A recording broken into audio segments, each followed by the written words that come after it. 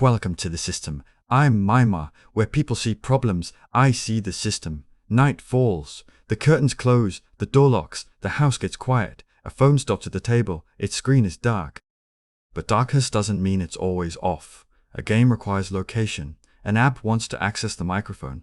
A photo app wants to look at the gallery. A child taps the allow button, and no door sounds. People think privacy is protected by walls. Sometimes they're wrong. Because some windows don't let the light in, he takes the information out. The phone is like a small house that we carry in our pocket. There are folders inside. Sounds, locations, friends, habits. Sometimes it's a map of a child's day. But the doors of this house do not open with a key. It is open with permissions. Camera, microphone, location, contacts, photos, notices. Each one seems like a little question. Allow?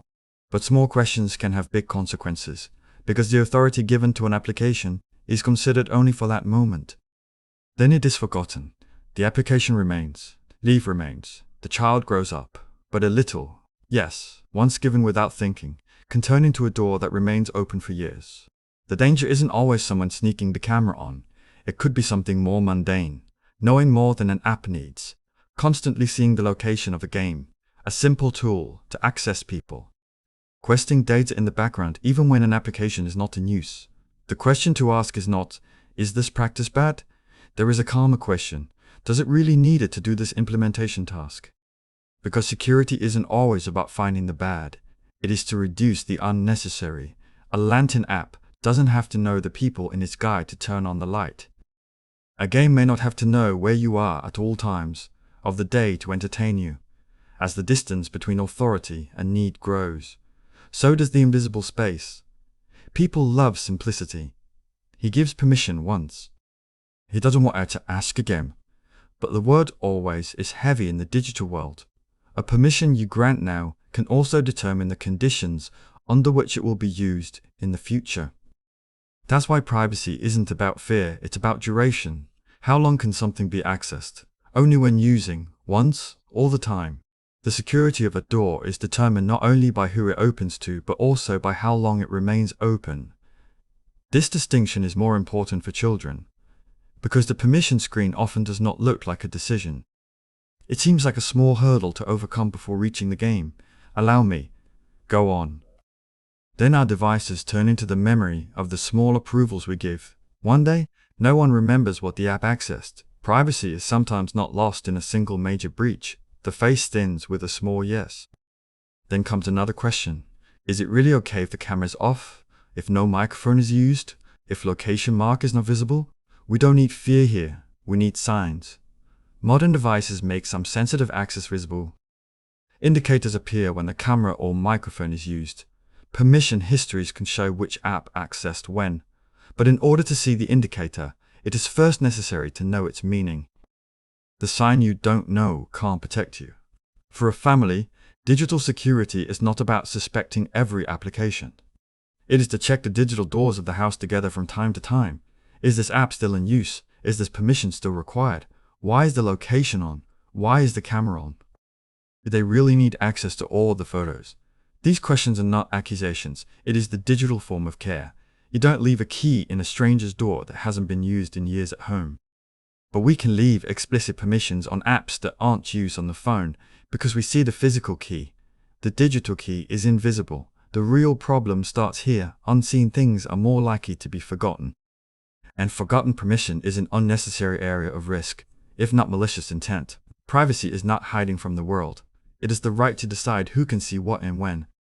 But in order to make a decision, it is necessary to see the doors first. One day an app asks again, can I access the camera? Can I see your location? Can I use the microphone? Maybe the right answer is yes. But it is no longer an automatic yes. There is only one question first. Why? Sometimes that's the only word where safety begins. A permit alone sometimes seems pointless. Location, photos, contacts, microphone. But when the pieces come together, something else happens. One day order, a relationship map. It's a habit. The rhythm of a house. What time is the child at school? Which friends is she seeing? Which photos repeat the same space? These answers may not be found in one place, But digital systems like to put the pieces together. People think small information is unimportant. The system sees the relationship between them. A photo isn't just a photo. There may be a school logo in the background, a window view, a street sign, a service route. The child may have only shared his face, but the rest of the image can tell you more about his life. Location is not just a point. When it is repeated, it becomes a pattern. House, school, gym, relative house. The points formed at the same hours can turn into a map of a day. Sometimes a few pieces are enough. This is the invisible side of privacy. Information is not dangerous by its quantity alone. It makes sense when it can unite. An app accesses context, the other to the position, someone else to the photos. Each one looks small, but family safety doesn't end with looking at individual practices. It is also necessary to see what information is circulating inside the device, because when digital doors are next to each other, they sometimes form a corridor. That's why the sentence "I don't share anything important anyway" is not enough. Knowledge that seems ordinary to a stranger can be valuable. What school the child is in, on which day he returned alone, which friend uses your name frequently. These are not big secrets, but it's the bonding material for the right person. In the previous recording, we saw how masks build trust. Here, we see which parts of that mask can be learned from the outside. Sometimes the child doesn't tell any of his secrets directly, but apps, photos, and open profiles make small sentences in his name. I'm here. I like that. This is my friend. That's why protection doesn't just mean sharing with the child. It is also to understand what the device shares instead. But here, another mistake begins. Shutting down everything. Completely ban the location. Continuously deactivating the camera. Viewing every app as suspicious. This approach may seem like safety, but it can make everyday life unnecessarily difficult. Navigation needs location. The camera and microphone of the video call to the selected images of the photo editor. The problem is not the existence of authority, scope of authority, all the time, only when using just the photos you selected. Exact location? Is the approximate location enough? Secure systems are often set up on the how much question, not yes or no. It is necessary to teach this to the child. Sometimes there's a third way when an app asks for something. Just this once. Only when using. Selected photos only. Approximate location. These distinctions seem small, but the language of privacy is made up of them. If a child learns this early, she sees the leave screen as a contract. What do I give? Why am I giving? How long do I give it? What do I get in return? That's how you learn the digital frontier. Families do not need to constantly examine the whole phone, but from time to time, a small chat can be done together. The most used applications, those that have not been opened for a long time, those with camera access, those with microphone access, those who can see the location, those who can access the photos. Then they ask, is this still necessary? The goal is not to find the guilty. It is to recover unnecessary keys. If an app is no longer in use, it will be removed.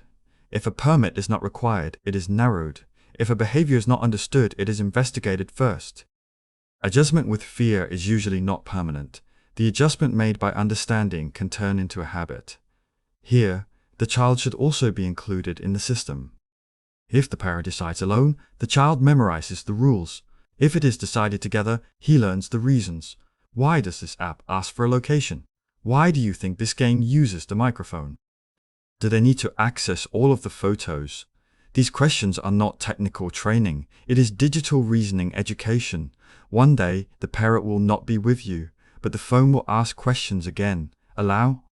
What provides protection on that day will not be the prohibition imposed in the past. It will be the second question that occurs within the child himself. Why? Because privacy is not a setting. It is a habit of decision. And the safest of the unseen doors is the one that asks why it needs to be opened before it can be opened. Protection sometimes doesn't start with installing a new app. First, you see the doors already open. Allow list opens, camera, microphone, location, photos, and the little decisions made years ago come back to haunt you. The first move is not to turn them all off, it's figuring out which one is still necessary. Because good security does not paralyze life. Reduces unnecessary access. A family can do this together on a regular basis. The phones come to the table. The most used applications are opened. Who has camera access? Who has the microphone? Who has the location? Who has access to the photos? Then a single question is asked. Is there still a reason for this? If there is no reason, the permission is narrowed. If the app is not in use, it will be removed. If the authority is wider than necessary, it is reduced. But the goal is not to seize the child's phone. The aim is to ensure that the child can also read his/her own device.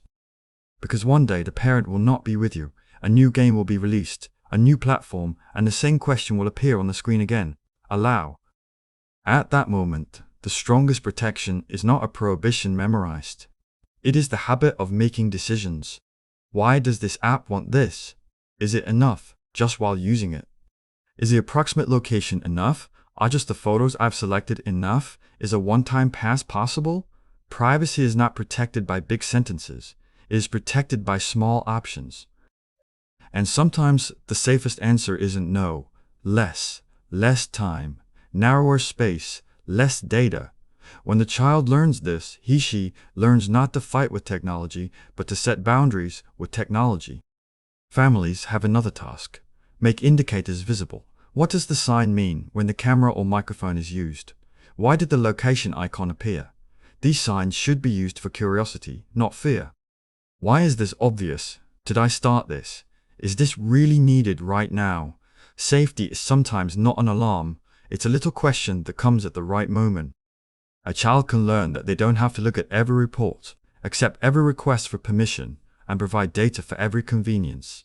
Settings and devices change, but the principle remains. Don't give more than you need. Question the indefinite one. Close what you are not using. Find out what you don't understand. And don't assume access is necessary just because an app asks for it. Another border should be maintained when discussing privacy within the family. The child's private area. Controlling every photo, every message, and every move under the pretext of protection does not build trust. Sometimes it just teaches you to hide, so the rules should be visible. In which case is the device controlled together? In which case does the parent intervene? Which area belongs to the child? At what risk it helps so? Safety doesn't have to be secret if the rules aren't. A parent might say, "We're not looking to check your phone, but to understand together which apps are accessing what." The child feels part of the system, not like the object being inspected. Good systems make people conscious. You don't have to clean all the devices today. Choose a single phone. Open the settings. Look for apps with camera access, then the microphone, then the location. Find an app you don't use. Turn off an unnecessary permission and tell the child why you did it. Sometimes that's just the first layer of protection to retrieve an unseen key. But it's not just applications.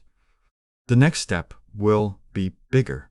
Because even if the device is safe, if the child does not know who to turn to when he/she is afraid, the system is missing. A threat, a bully, a blackmail, a mistake.